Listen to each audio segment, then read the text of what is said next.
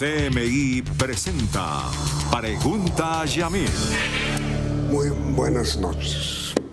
Es un hecho que desgraciadamente estamos enfrentando hoy el inminente riesgo de un apagón como consecuencia de la falta de lluvia. Uno de los dirigentes que más ha advertido sobre el peligro del apagón es el exministro de Minas, Amílcar Acosta. Por ejemplo, el 9 de octubre del año pasado, es decir, hace 6 meses, yo tuve ocasión de entrevistarlo en este mismo programa y dijo entonces el doctor Amílcar lo siguiente.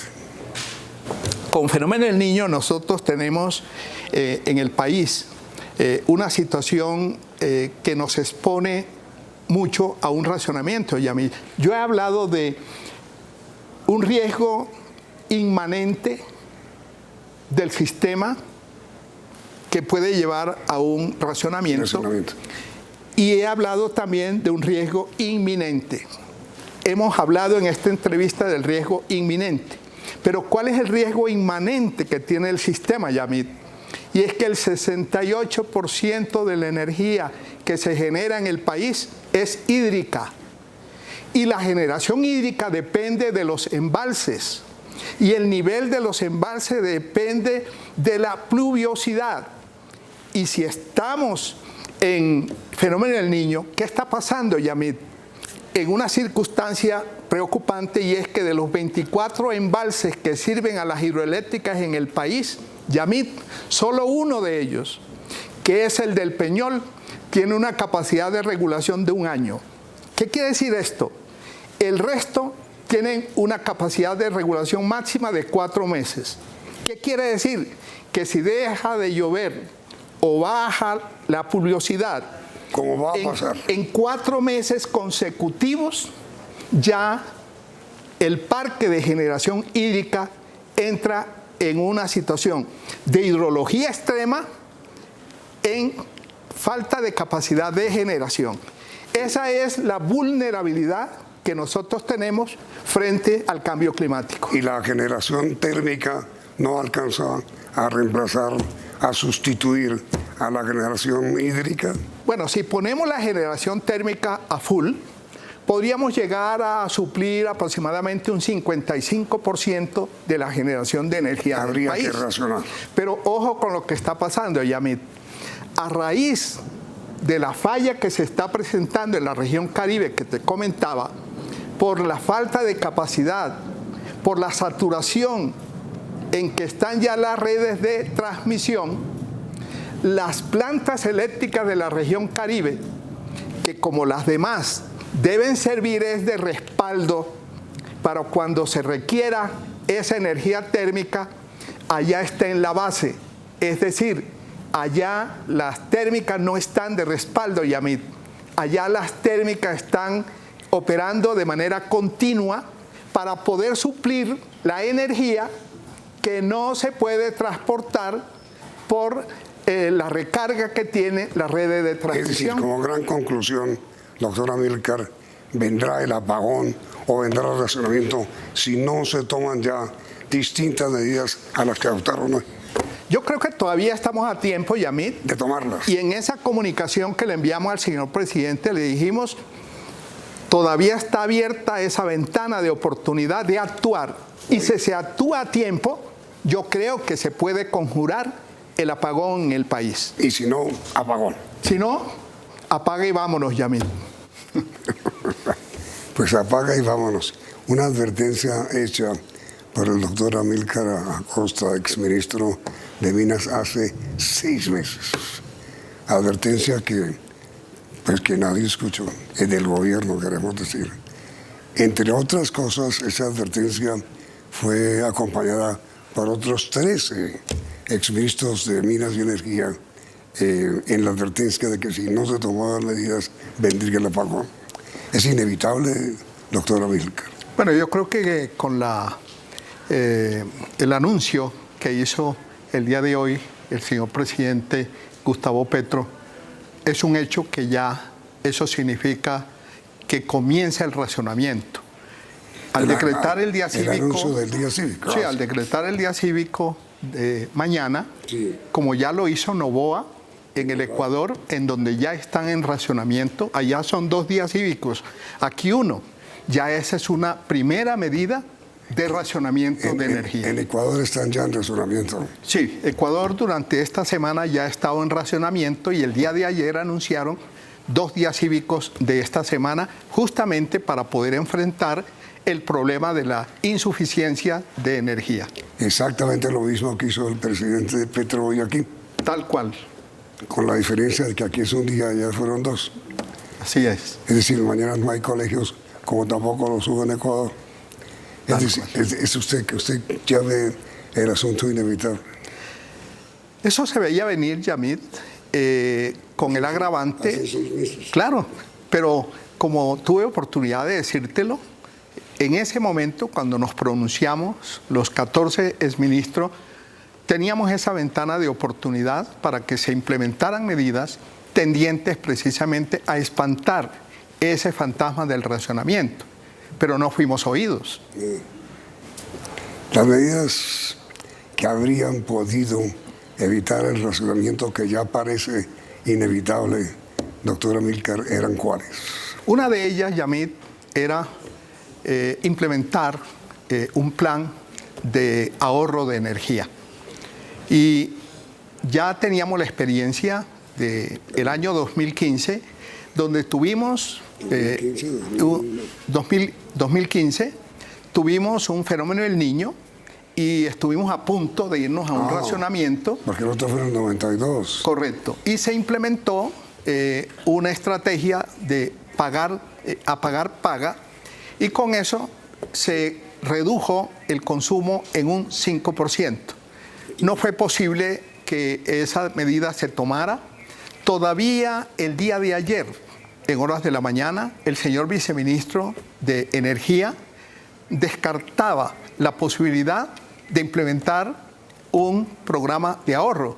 Y curiosamente, en horas de la tarde, salió para comentarios un proyecto de resolución de la CREC en donde establecen un plan de racionamiento, un plan de ahorro de energía, para lo cual, como se lo habíamos sugerido, era necesario darle incentivos a los consumidores para que ahorraran energía. Esa fue una medida, repito, que no solamente nosotros la sugerimos, sino que también los gremios del sector eléctrico se lo recomendaron. Y no hubo ninguna medida. No se tomaron esas medidas. De otra parte, Yamit, en el mes de febrero, exactamente el 8 de febrero de este año, el señor ministro de Minas y Energía le anunció al país que ya estábamos saliendo del fenómeno del Niño.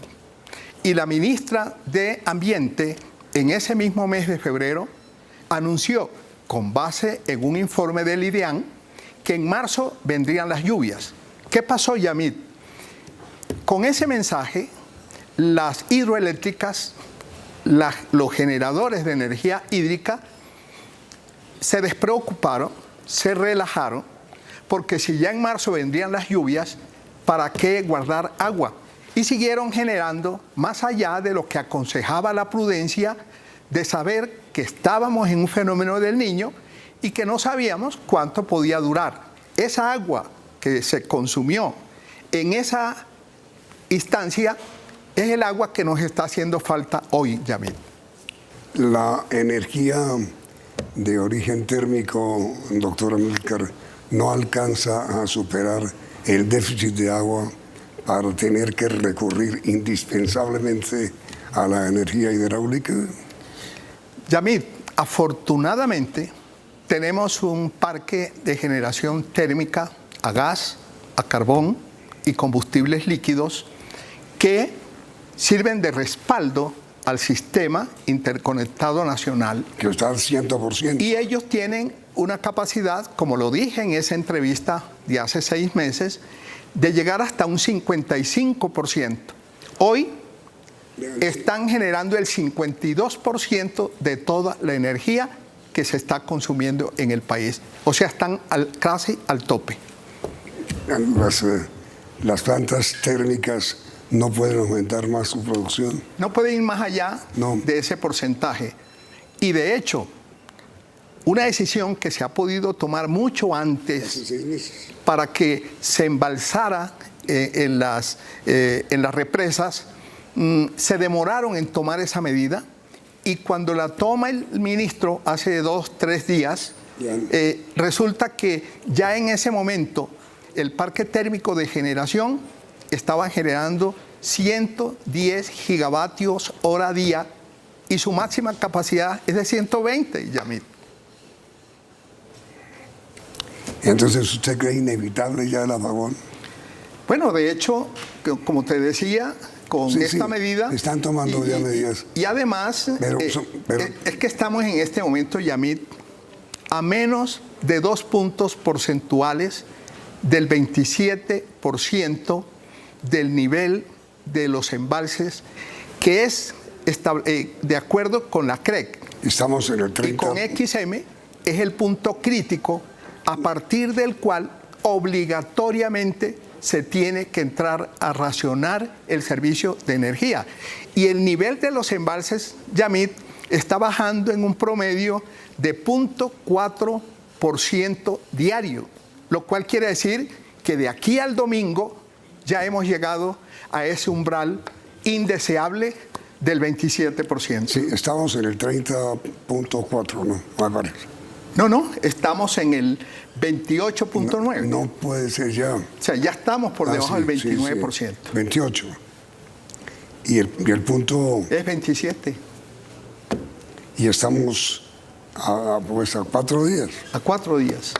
De apagón. De un racionamiento que tendrá que implementarse de manera que cause el menor traumatismo posible, racionando fundamentalmente en las horas pico, que es cuando se requiere de toda la potencia de la capacidad instalada que tenemos de energía en el país. Mejor dicho, el apagón tiene que ser de noche. De noche y seguramente en primeras horas de la mañana. O podría implementarse también una medida que en su momento se estableció cuando el apagón del 92-93, que fue adelantar la hora y se impuso la hora Gaviria. Sí. ¿Y esa no podría ser una solución ahora? Bueno, yo creo que está dentro de las posibilidades o alternativas que tiene el gobierno a la mano para mitigar el impacto de este racionamiento. Adelantar la hora 1 hora. Claro, y aprovechar más la luz del día. ¿Qué medidas se han tomado en Ecuador que se puedan tomar aquí, doctora Amílcar?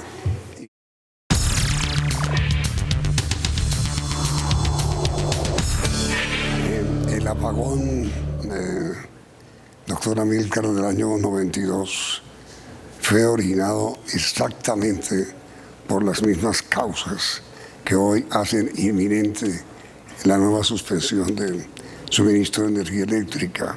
El Niño, el fenómeno del Niño, los embalses totalmente secos, la sequía, la falta de lluvia, las mismas razones por las cuales se produjo el apagón del año 92, se presentaron, 92, perdón, y se presentaron este año, lo cual parecería indicar que es inevitable el apagón dentro de 4 días.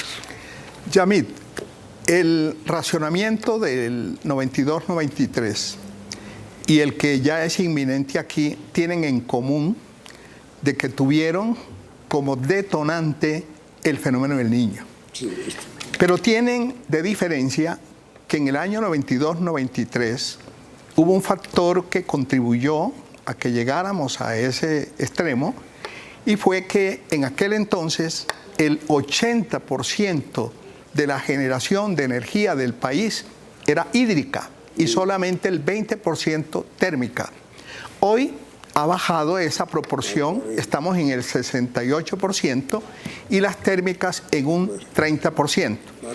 Pero lo que más ha contribuido, Yamit, a que estemos en esta situación crítica es el atraso considerable de la ejecución de muchos proyectos importantes, tanto de generación como de transmisión. Empezando por Hidroituango.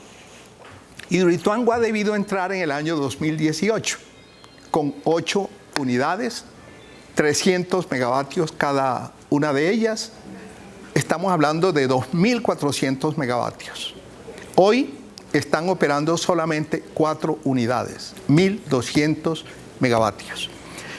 Y el caso de La Guajira, entre el año 2019 y 2021 se asignaron 2.400 megavatios de generación de energía eólica.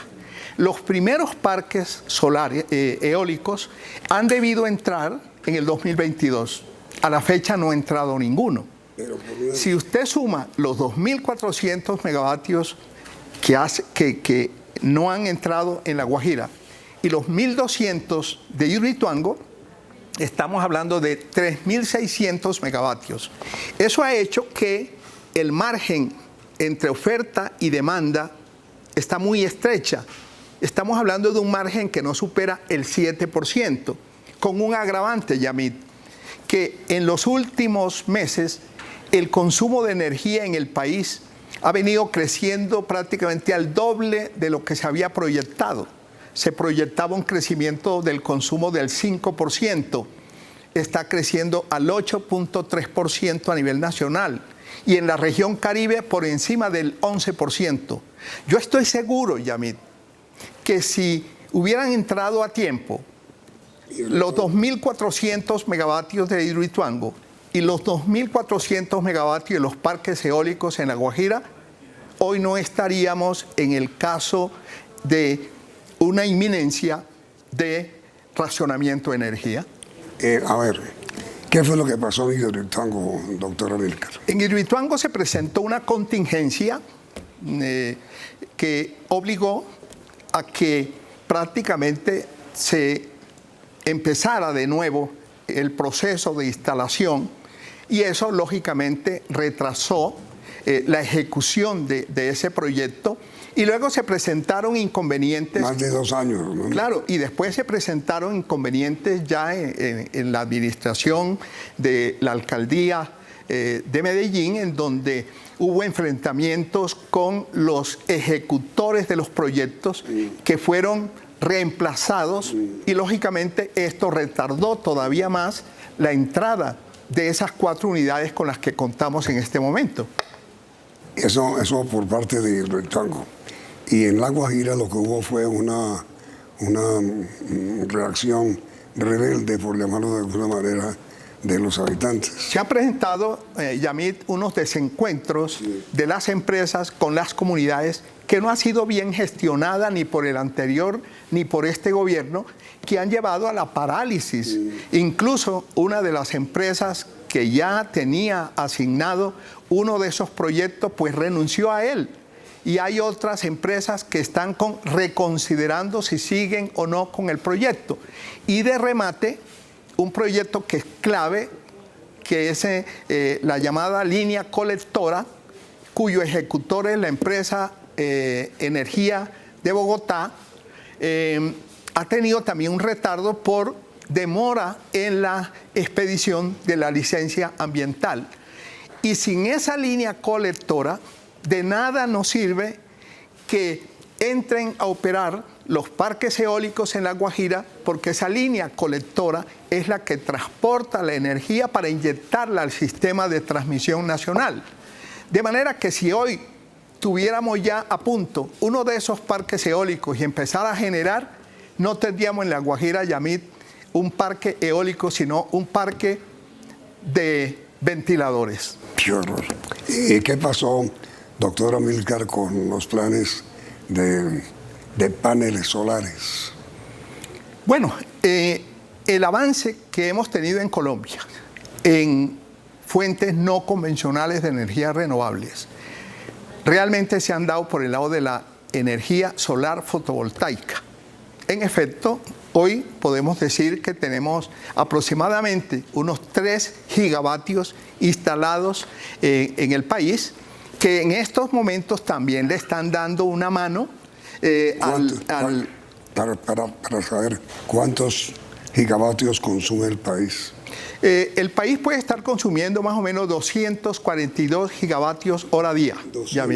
242 gigavatios hora día. Y los paneles solares hasta ahora producen 3. No, estoy hablando allá de capacidad.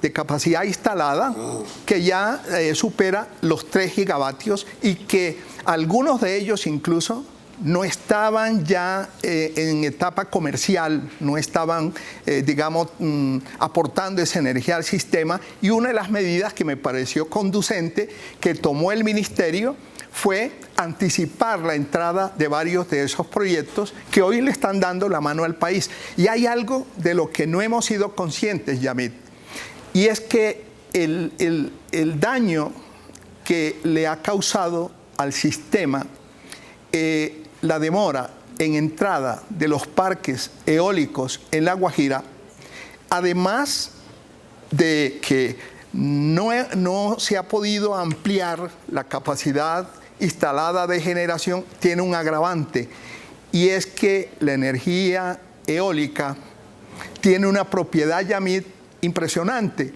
y es que es contracíclica. ¿Qué quiere decir esto?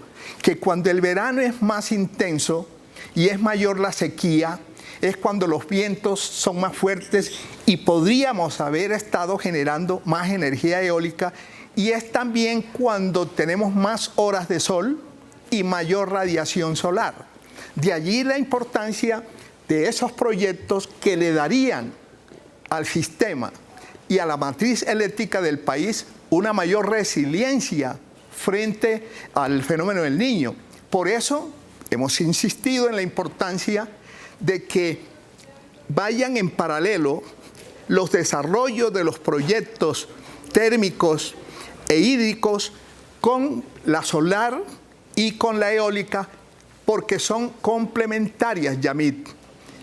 Toda vez que las energías eólicas, como ya te decía, en circunstancias como esta le sirven de respaldo a las hídricas y a las térmicas, pero las hídricas y las térmicas también le sirven de respaldo a la energía eólica y solar, porque esas energías son intermitentes.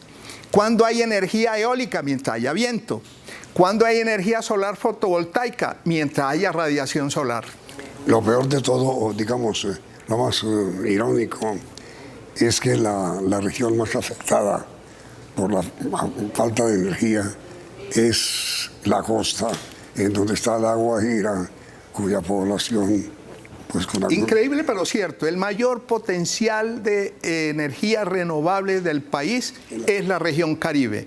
Sin embargo, hoy no solamente estamos padeciendo el racionamiento, como ya te decía, sino que tenemos unas tarifas impagables que ha generado descontento, inconformidad, protesta en la región Caribe. Y si hubieran entrado los parques eólicos con la energía renovable, eso habría contribuido también a que los costos, que el precio y la tarifa de energía sería más baja, porque hoy generar energía eólica es mucho más barata que generar energía hídrica o energía térmica. De manera que el daño no solamente le está produciendo un daño al país en el sentido de que no contamos con esa capacidad de generación. Segundo, estamos renunciando a la mayor resiliencia que esos parques eólicos le darían al sistema interconectado nacional, sino que además esto está incidiendo en la espiral alcista en que vienen los precios en bolsa y las tarifas de energía que pagamos los resignados usuarios. Tenemos un minuto final, doctor Amílcar. ¿Hay esperanza de que llueva antes de una semana para evitar el racionamiento? Bueno, yo en esos menesteres si no me meto, Yamit, porque el cambio climático, que yo prefiero hablar de desorden climático, hace que sea impredecible cuándo va a llover, cuándo va a ser verano. Y bombardearnos. El almanaque Bristol, que usted y yo conocimos y leímos muchas veces, ya es obsoleto, no le pega a una, Yamit. Y la medida o la propuesta de bombardear no es. Bueno, yo respeto mucho la opinión de un personaje muy conocido, Mas Enríquez, que ayer en un artículo de prensa hablaba de esa posibilidad, pero que yo la veo remota y tardía, como tantas decisiones que se han venido tomando en este gobierno para tratar de conjurar el apagón. Doctor Amílcar, muchísimas gracias por haber atendido esta invitación. Ha sido usted muy amable. Muchas gracias, Yamil. A usted. Y a ustedes televidentes por la sintonía, y los invitamos a continuar aquí en CMI. CMI presentó Pregunta a Yamil.